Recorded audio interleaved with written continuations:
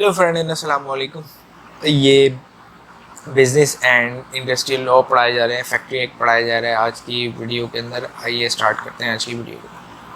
Factory act 1934 है, तो ये पूरे के मतलब पूरे पाकिस्तान पे अप्लाई होता है।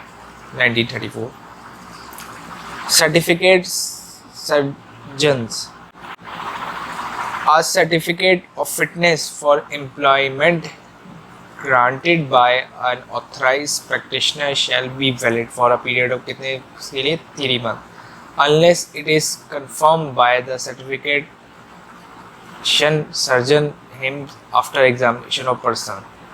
यानी कि 3 महीने के लिए वैलिड होता है आपका, समझ लिया, फिटनेस जो है, फिटनेस सर्टिफिकेट। अब एक्सप्लेनेशन क्या है कि रजिस्ट्रेशन मेडिकल प्रैक्टिशनर जो है may be person registered under किसके अंदर हो, 1950 एक्ट जो है, medical act. Any subsequent enactment amendment और under the any act of the central legislative or any provincial legislative for maintaining of a regular medicine practitioner in case of area where no registered maintained or person declared by the federal provincial government to notify the gazetted officer gazetted to be registered medical practitioner for the purpose of this section। अगर कोई यानी मतलब उसके अंदर नहीं है तो वो प्रोविंशियल गवर्नमेंट जो है वो नोटिफाई करेगी officer official gazette. Inspector means an inspector appoint under this ordinance. ठीक है, पावर क्या है, कंडक्टिंग मेडिकल एग्जामिनेशन कर सकती है, इशू फिटनेस सर्टिफिकेट कर सकती है, health education and promotion, monitor work place health hazard, यानी मतलब कैसे वो जो इंस्पेक्टर है उस ये सब कर सकता है कि भाई एग्ज़ाम कर सकता है, फिज़िकली भी चेक कर सकता है और फिर उसके बाद जाके हेल्थ वगैरह भी चेक कर सकता है।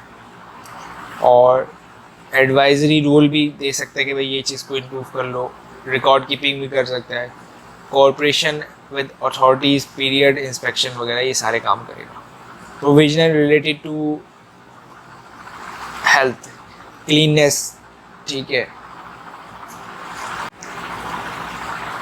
पहले तो साफ़ सुथरा होना चाहिए, वेंटिलेशन और टेम्परेचर जो है वो ज़्यादा नहीं होना चाहिए, इंसानी जिसम जो बर्दाश्त कर सकता है वो होना चाहिए, डस्ट और फर्म कंट्रोल भी होना चाहिए, डिस्पोजल वेस्ट हो सारे के सारे, फर्स्ट एड फैसिलिटी हो, मेडिकल एग्जामिनेशन भी हो, हेल्थ और सेफ्टी कमेटी भी होनी चाहिए, नोटिफाई फॉर इंडस्ट्रियल डिजीज़ अगर हो रही हैं तो वो उसकी नोटिफिकेशन होनी चाहिए।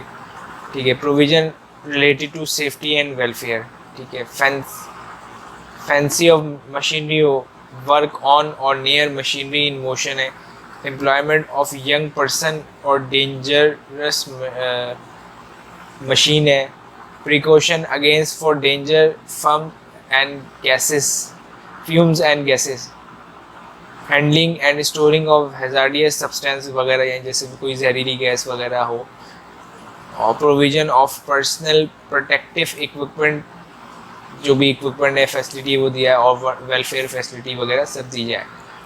अब provision related two hours, weekly hours define हो, डेली आवर्स हो, स्प्रेड ओवर लिमिट भी हो, over time, interval of rest, यानी और वीकली हॉलीडे और कंपनसेशनरी holiday.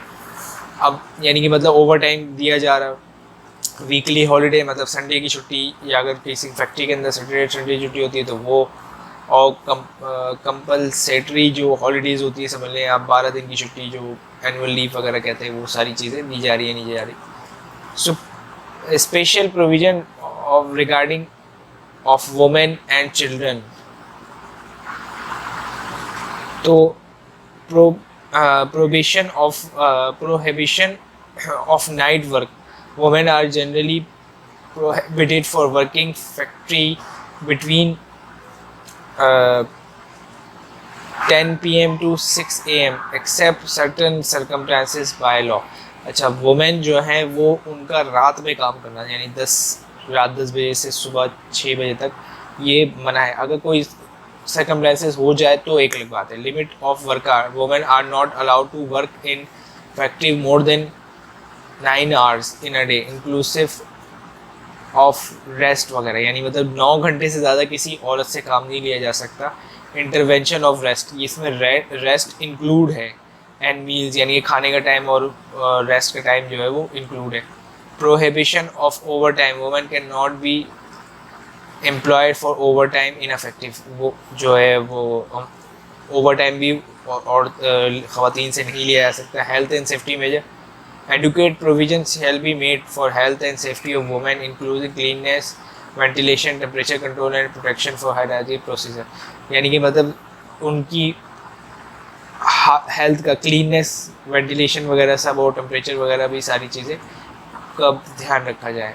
Employment of children, provision of no employ under the age of 15 can be employ in affective except for work perform by children with family members in their family own factory। अच्छा, कोई भी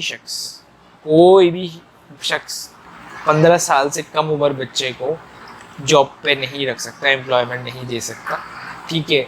एक exception इसमें दी गई है कि family members की अपनी कंपनी हो तो वो उसमें काम करवा सकते हैं, लेकिन अदरवाइज कोई नहीं। Regulation of adolescent employment, adolescent age जो होती है वो होती है, कौन सी एज होती है, 15 से लेकर 18 साल तक वो एम्प्लॉय कर सकते हैं फैक्ट्री के अंदर। फॉर सर्टेन रिस्ट्रिक्शन में be apply for protecting health and safety.